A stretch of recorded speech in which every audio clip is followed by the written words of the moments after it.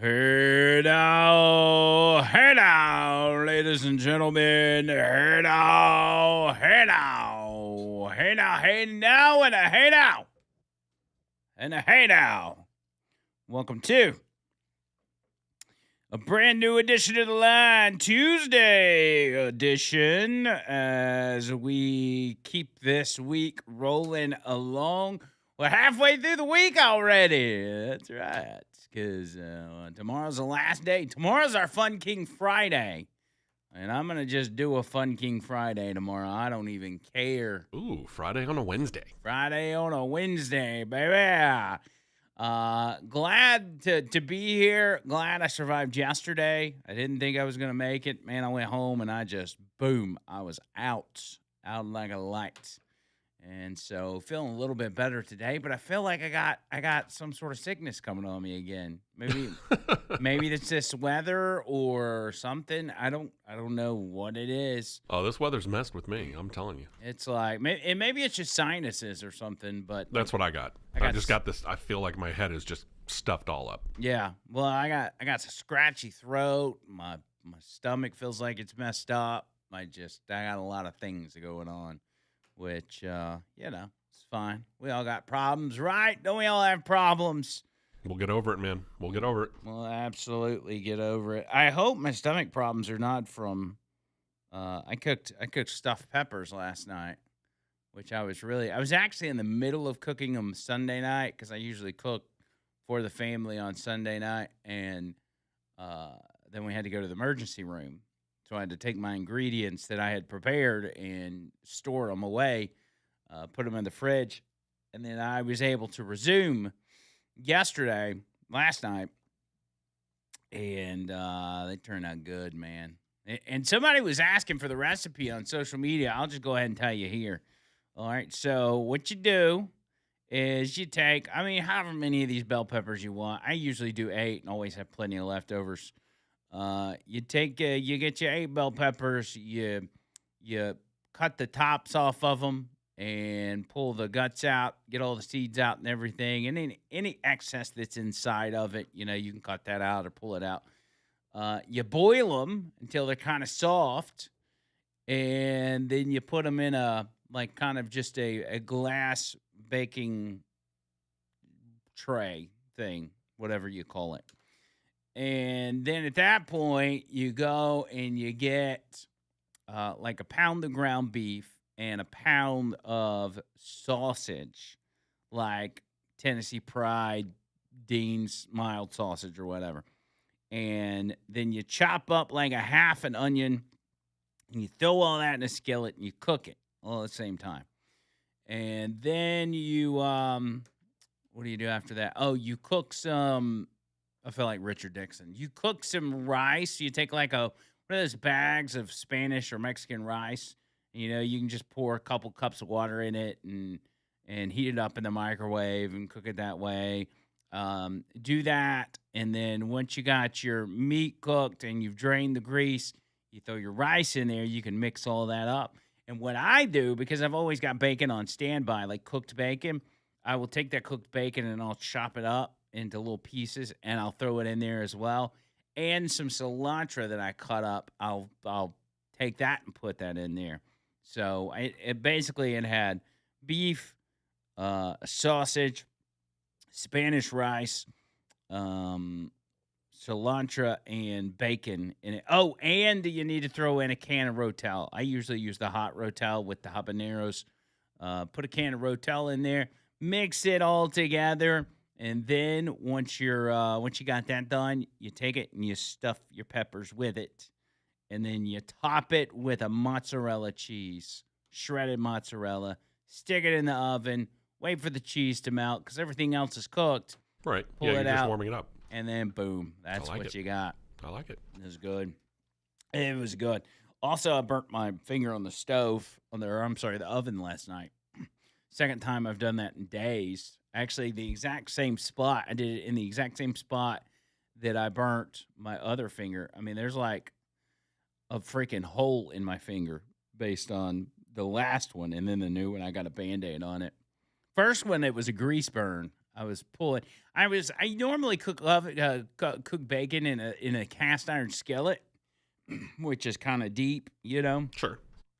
But this time I was doing it on a bacon sheet like an idiot, and I spilled it on the way to the counter and poured hot grease all over my hand, Ow. all over my finger, and it just it was so bad. It was so bad. And then last night I took the other hand in the exact same spot, and as I was pulling the tray out of the oven, I touched the top. It's got the top eyes on Yeah. it, and so I hit that, and I could see the smoke coming off of it after I touched it, and I was like, it's not good. Ow. And the skin was just peeling back, and it was all nasty, and I was like, son of a, I just yelled. Trish was like, are you okay? I'm like, no, I'm not okay. Just burnt myself again. I'm just injury prone during this holiday season.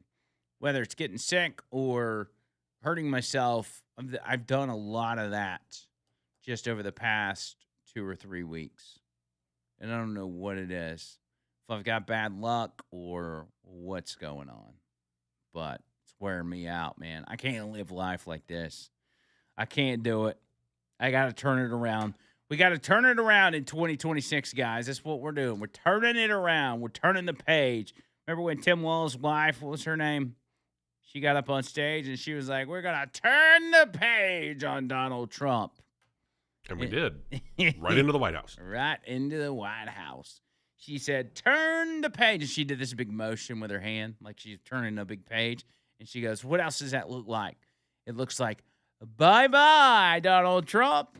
And everybody's like, oh, man. Just when you thought nobody could be more cringe than Tim Walz, turns out his wife is more cringe. Could you imagine that being the second lady right now? What a pairing with Kamala. Yee. Ooh-wee. That would be bad. That would be bad. Kamala Harris and Tim Walz, the first gentleman and the second lady. Yee. Doug Emhoff. No nannies would be safe anywhere in this country with Doug Emhoff as the first gentleman. Anyway, let's see what we got on the Hey Now roll call. Do a little refresh, if you will. I've been watching a lot of live PD lately, by the way. Over the past week, I've probably watched like 10 hours of live PD. And some of them are old. They're like constantly running live PD, I guess, on A&E or whatever. And they're running some old ones, like pre-COVID. Wow. Pre-COVID live PD, which is fine. I mean, it's all the same to me, but So you're just addicted to watching people get arrested? yeah, I think so. I think that's what it is. And,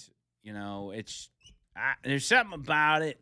I don't know. I like watching people fight with police because you know who's going to win every time. Oh, The yeah. police always win. But I like to hear people's excuses as to, those aren't my pants, or, I don't know how this crack got in my hand. Yeah, it's stuff like that.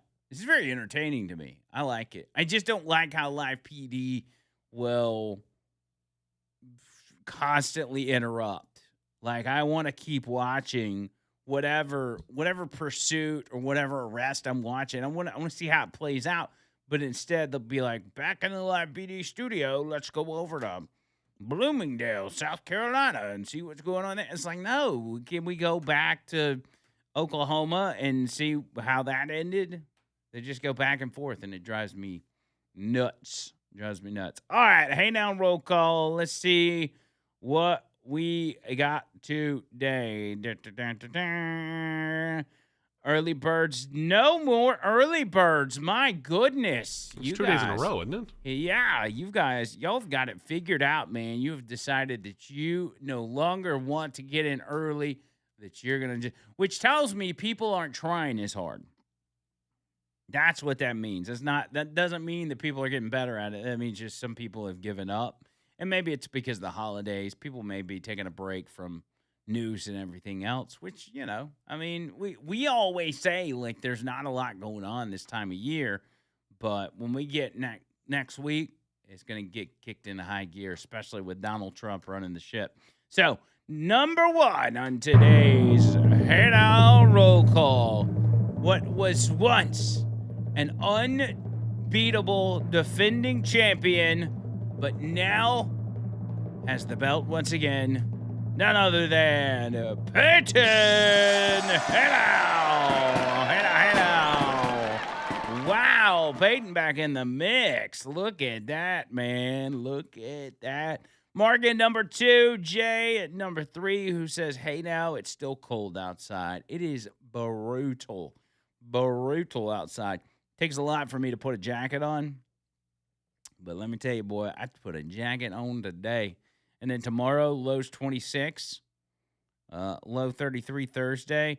Looks like we get back into some normal weather after, see, Friday and Saturday, it's going to be raining and cold, which is the absolute worst. And we can get back up in the 60s by this time next week. So I'm sure that'll be short-lived. But I sure could use some global warming today. That would be nice. I would appreciate that. Leslie with a hey now. Jeff with the J's. You got Gene. You got Ron. You got Bubba Rumble. Bo. Hell yeah, Ricky. Carrie Cook. Hey now from Cherry. You got Jimmy, Trent, and Mike, Rusty. We got somebody. His name says Michael, but his signature says Rusty. So maybe his name's Michael Rusty. Maybe he's a Rusty Michael. Who knows? Dr. McReady, the chicken lady. Maggie. Jennifer. Michael. Justin with a hey now ×2.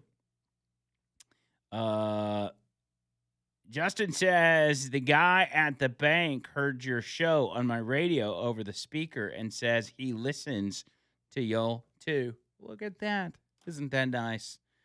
I wouldn't imagine a banker listening to this show and being like, yeah, this is really my jam, especially when we were talking about the list of people that like what people have stuck up their butts at the end of yesterday's show. You missed that, Steve, but we spent the last 30 minutes talking about emergency rooms and people coming in with inanimate objects that they put up their hind end.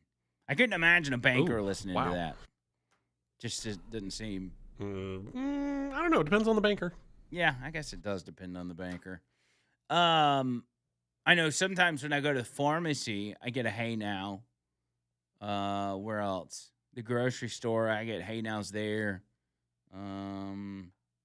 Just different places here and there. You get somebody to shout a hey now, and not all of them will stop and talk to you, which it's fine. I'm fine either way, but some of them just give you a hey now, and then some of them are like, hey, let me talk to you about something.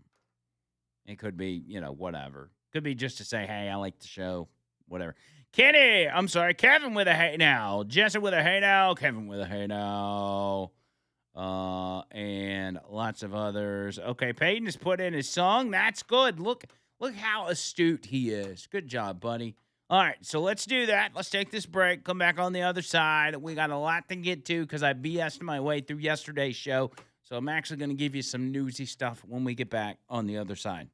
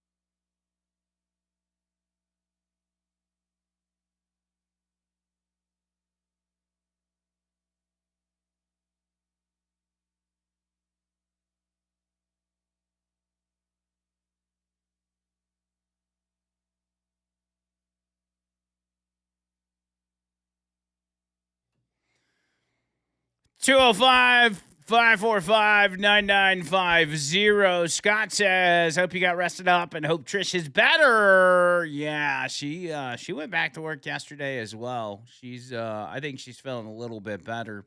Part of that is likely, knowing that there wasn't a heart attack or something like that in her immediate future, but we still got some appointments we got to do. I mean, these things happen, you get older. Not that my wife's old, but you get older and problems pop up and everything else. And so that's, it's part of life, man. It's part of life. Sometimes you just got to go to the emergency room on a random Sunday night, and hang out. She got, by the way, when we got there, they put her on like morphine or something, and she got to just chill and sleep.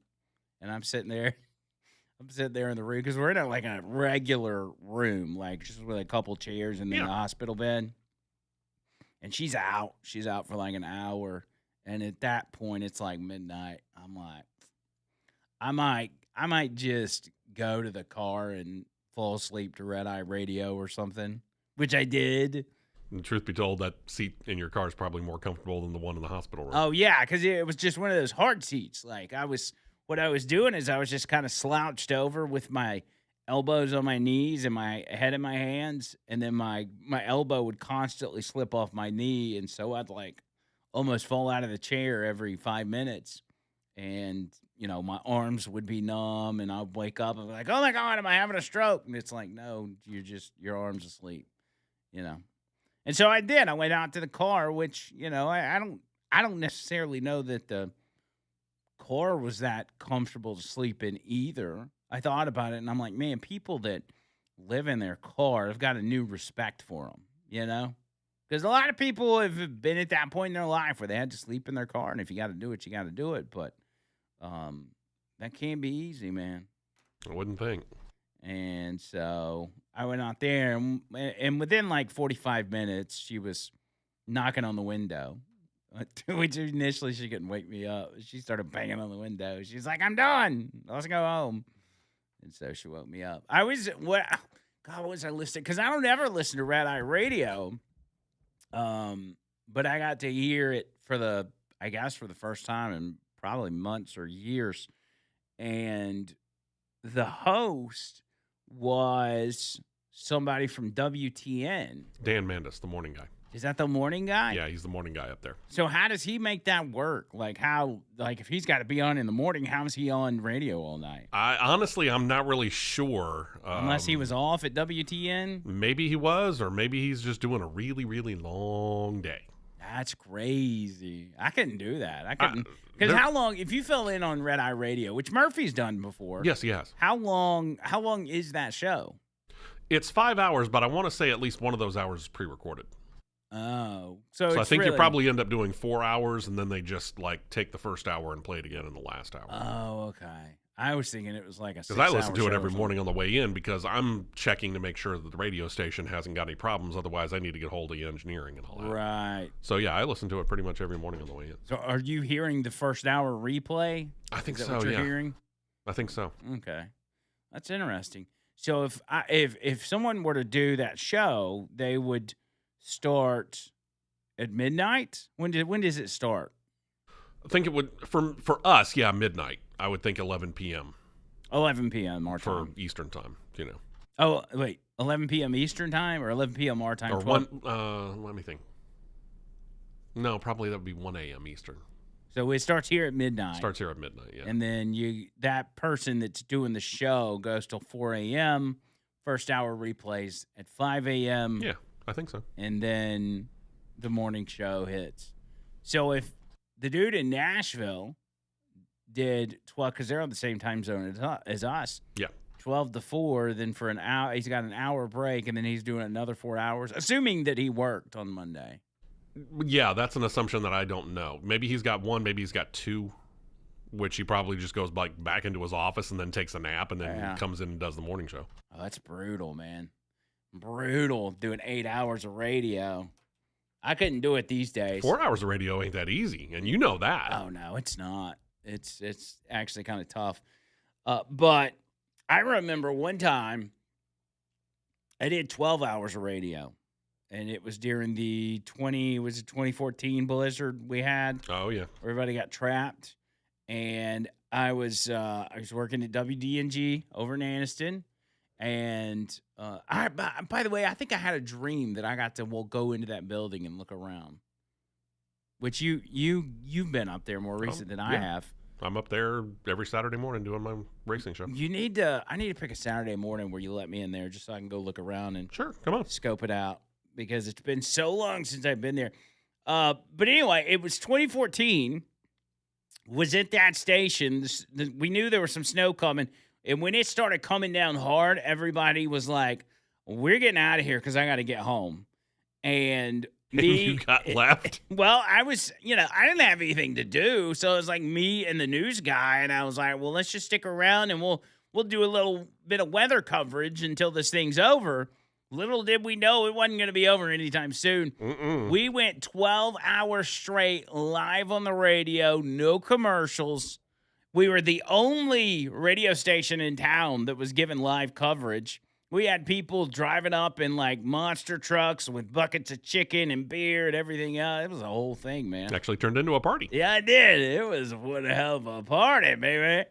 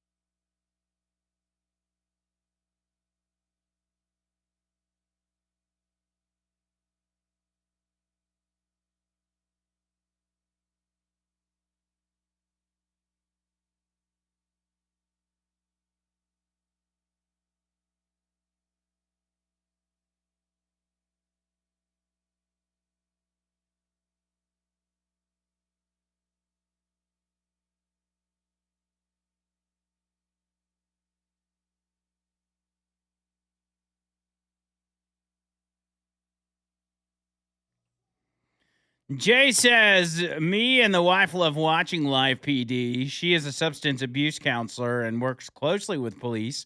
He said, my favorite story of hers is someone told once that they had either been stung by a bee or had accidentally got stabbed with a heroin needle.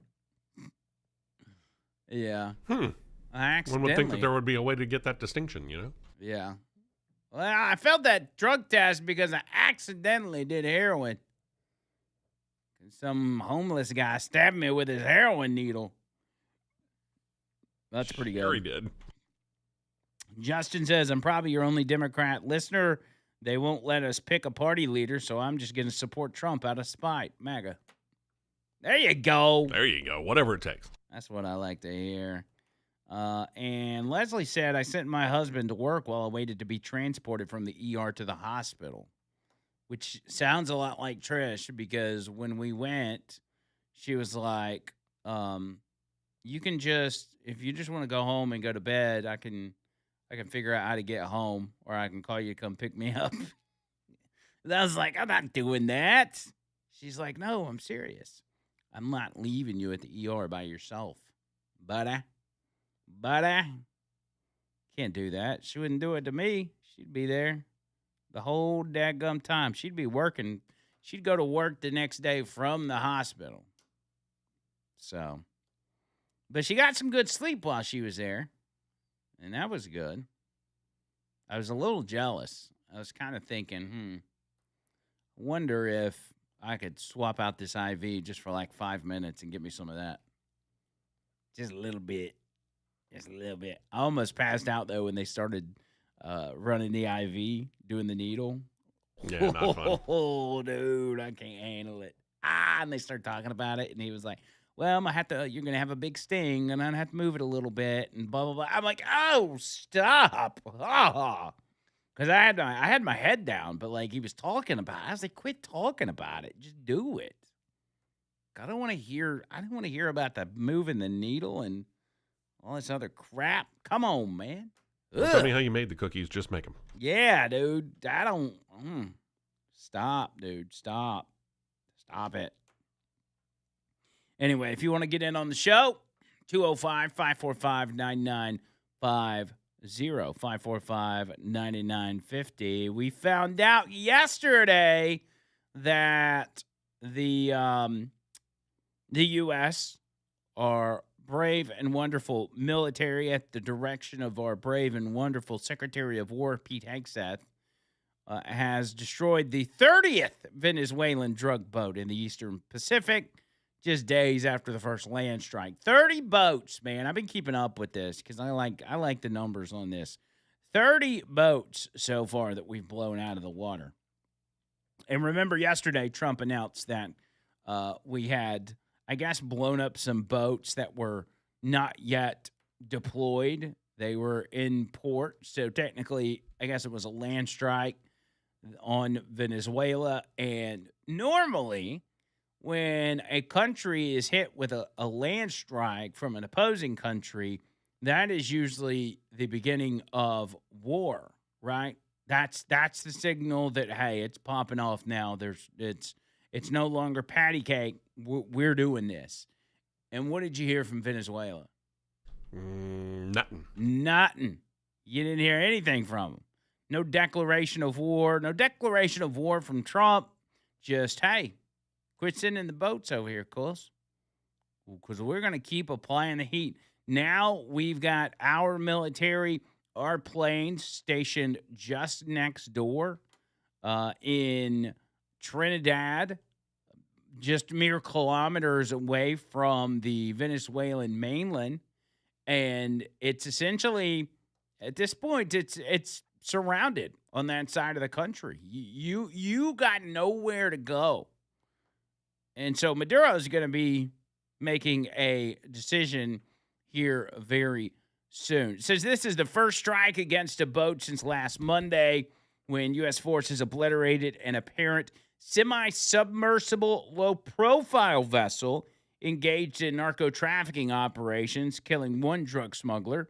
Later in the week, U.S. forces executed a land strike against a big facility in Venezuela. Today's attack marks the 30th strike against drug boats in the Eastern Pacific and Caribbean Sea. 2 narco-terrorists were killed in that strike, according to Southcom. At least 107 drug trafficking narco-terrorists have been killed since the beginning of the operations in early September. It's fascinating that we've been doing this since September. It doesn't seem that long ago that we were just getting started. We were taking baby steps. We were just doing a little boat here and a little boat there. And now we're blowing them off the map with tons of narco-terrorists blown to pieces. Here's what Southcom said in the statement. On December 29th, at the direction of Secretary of War Pete Hegseth, Joint Task Force Southern Spear conducted a lethal kinetic strike on a vessel operated by designated terrorist organizations in the international waters. Intelligence confirmed the vessel was transiting along known narco-trafficking routes in the Eastern Pacific and was engaged in narco-trafficking operations. 2 male narco-terrorists were killed. No U.S. military forces were harmed. Yeah. I like it. And yesterday, Trump confirmed the land strike. He said there was a major explosion in the dock area where they load the boats up with drugs. Earlier this month, the U.S. forces began seizing Venezuelan oil tankers. You know all that. Very exciting. And I like this, honestly. I don't like regime change. I don't like us meddling in the politics of another country, even though there are countries that do that with us. I don't like it. 99% of the time, I am going to be against it. But the reason I'm on board for this one is because there's the blood of a lot of dead Americans on the hands of these individuals. That's a little different. When sending boatloads of fentanyl into this country, which then results in the deaths of so many Americans, all while funding terrorists that ultimately terrorize the world, at some point you got to do something. It's not going to stop just with us blowing these boats up. It's only going to stop with the ousting of Maduro. Otherwise, if nothing's done about that, Maduro is going to be in power forever. Well, at least for as long as he's alive, and then he's going to pass it off to the next Maduro. He will never relinquish power, which means the standard that we've lived with for so long of drugs being pumped into this country, terrorist organizations being funded, and this being propped up by other enemies such as China and Iran, that will continue. And it'll get worse because guess what? Donald Trump's not going to be there forever. And as much as I hate to say it, at some point we're going to have another Democrat president who's going to team up with the cartels, essentially, team up with Venezuela and allow them to get back to doing what they're doing. So you've got to make some change. This is part of what I've always said, Democrat-proofing the country for years to come. You have to take steps in order to prevent what Democrats are wanting to do. Safeguards, if you will. That's what we need, is we need safeguards in this country in order to keep just a one-term Democrat president from burning it all to the ground. Joe Biden, or the Joe Biden administration, the people around him almost accomplished that. And they would have accomplished it with 4 more years, whether it be Joe Biden or Kamala Harris. They would absolutely have accomplished it, causing damage to this country that would be irreversible.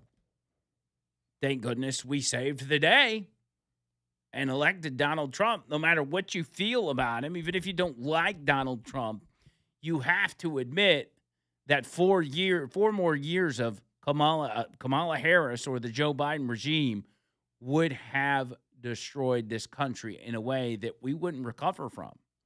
The country would be utterly transformed because there's not another guy on the docket that could get in there and reverse the things that Donald Trump is reversing. Why? Because our politics is broken. Because in order to have a decent human being run for president, they have to be funded. They have to be funded by non-decent human beings. And when you're funded by those non-decent human beings, they essentially, at least to an extent, control your decision-making. Donald Trump has been the opposite of that, and so I don't believe that we're going to get another one of these. Maybe we do, but I don't think we're going to get another one of these anytime soon, if ever. And so it's that much more important for Donald Trump to get the things done. As I see people moan and complain about you're not doing enough of this and you're not doing enough of that, this dude's doing 10 times more than any other Republican you could find within the party would ever be able to accomplish. 10 times more. I understand. I want all these things done as well. I'm with you. But acting like, well, I'm withdrawing my support from Trump because he's not doing this or he's not doing that. Give it time, cuz. Give it time. Sometimes you just gotta take what you can get. He is one man. He's not one man surrounded by a Republican Party that's by his side looking for the same objectives to solve the same problems. He's one man that's brave enough to stand up against all the others in both parties and get things done, no matter what people go on TV and say, no matter what the public relations say or the media says about him. He's willing to stand up and go after this stuff. I can't tell you who else would do that because most people couldn't handle the pressure. Most people in the White House, all in recent history, people in the White House, their number one concern was not the American citizens. It was their political value and where they stood politically. And common math would make you think, well, if you just do right by the people, then your political stock will continue to be sky high. It ain't that easy. There are powerful forces working against you, and if you don't do what they say you're supposed to do, they'll convince the general public that you're not doing a good job. Absolutely will do that. And so that's why most politicians put their political ambitions first and you second. If you're lucky, they put you second. Usually they put you like at 5th or 6th. But in order for them to stay in, and they even make this excuse to constituents. They say, well, if you reelect me, I know I didn't do what I said I was going to do first time, but, if I'm going to do it, you're going to have to reelect me again. Otherwise, it's not going to get done. And it's just that same cycle over and over. We've seen it through countless elections. Donald Trump is the one and only that has come in swinging and said, I don't care what the pundits say. I don't care what kind of press I get.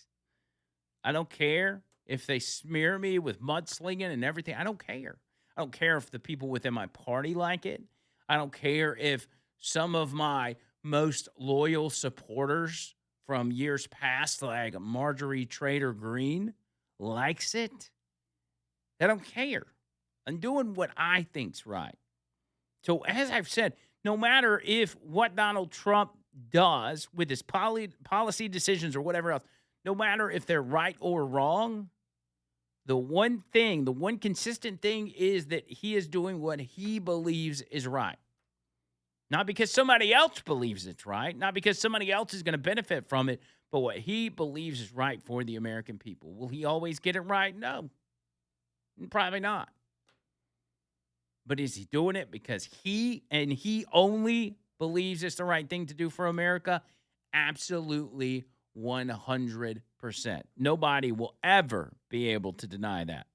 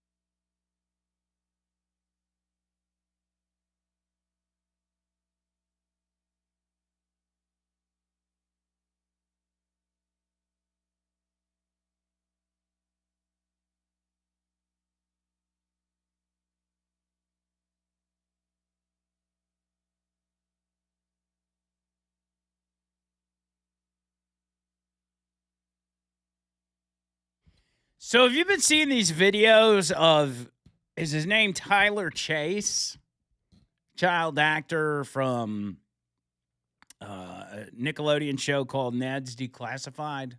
Yeah, I've seen a couple of these videos. He's living out on the streets and he's in bad shape, dude. He's in bad shape. I don't remember. He's only 36. So this would have been, I guess maybe I was a little older when this show came out. I don't know. This would probably have been more of my sister's. Yeah, I never watched the show, but I heard about the actor.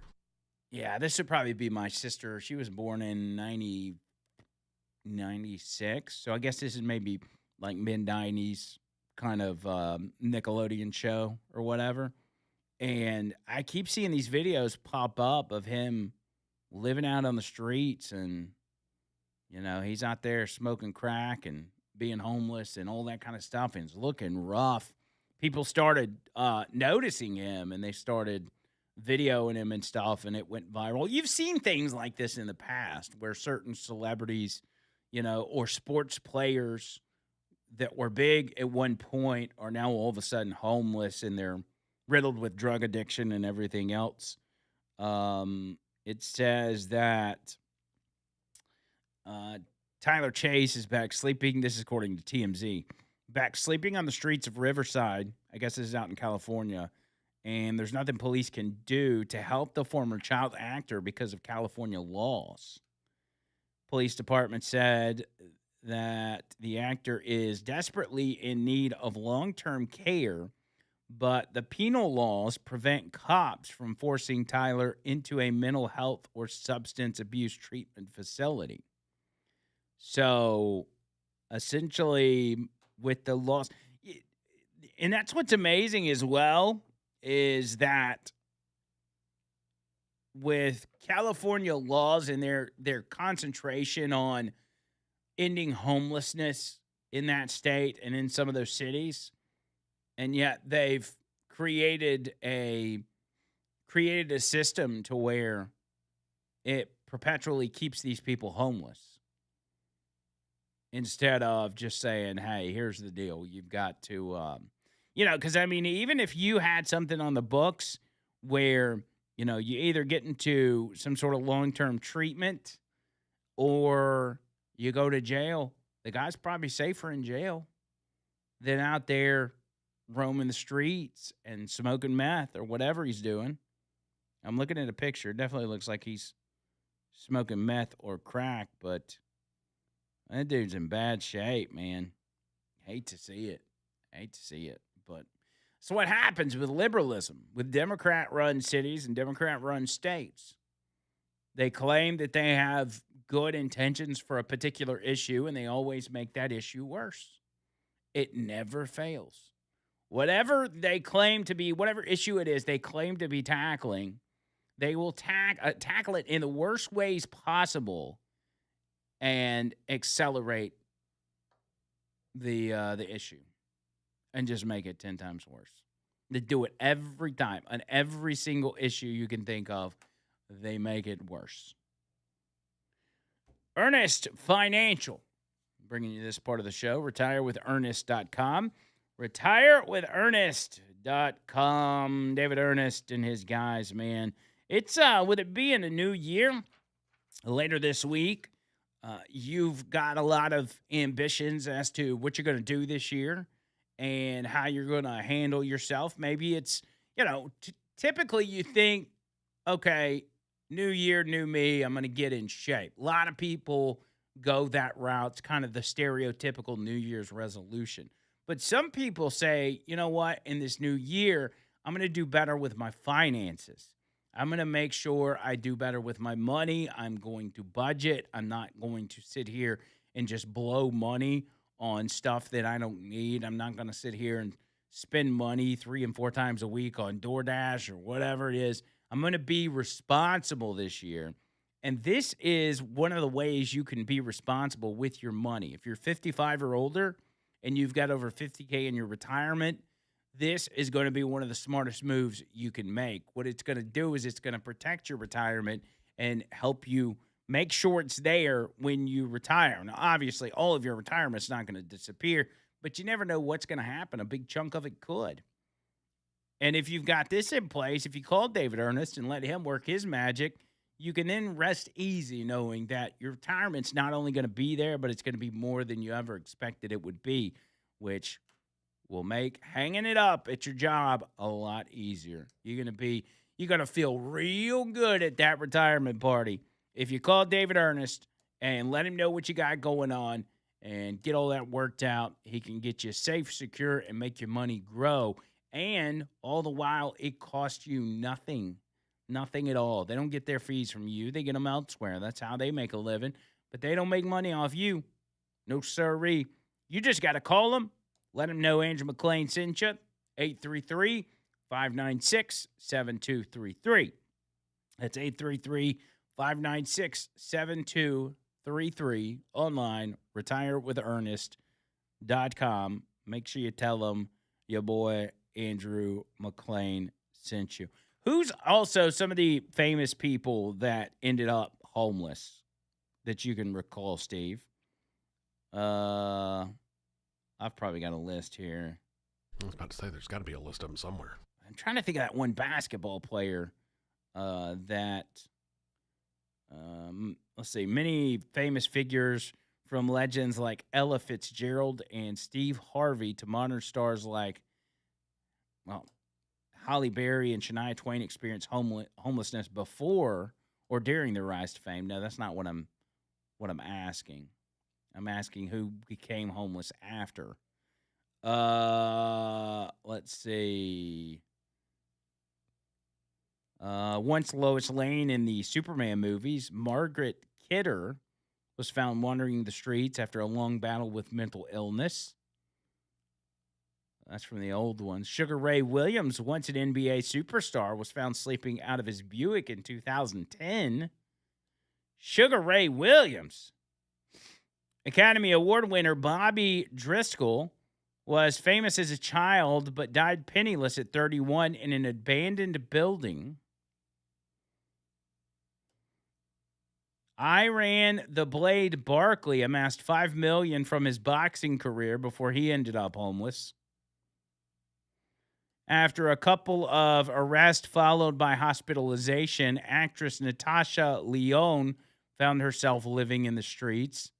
Is that the chick from, she says, Lyonne was all over the screen in the 90s, but I'm a cheerleader, Slums of Beverly Hills, and American Pie. Well, that may be why she looks familiar. Oh, okay. Yeah, American Pie. Got it. Yeah, there's a bunch there. Maybe I'll go through some of those. Hour number 2 coming up next. Y'all hang tight.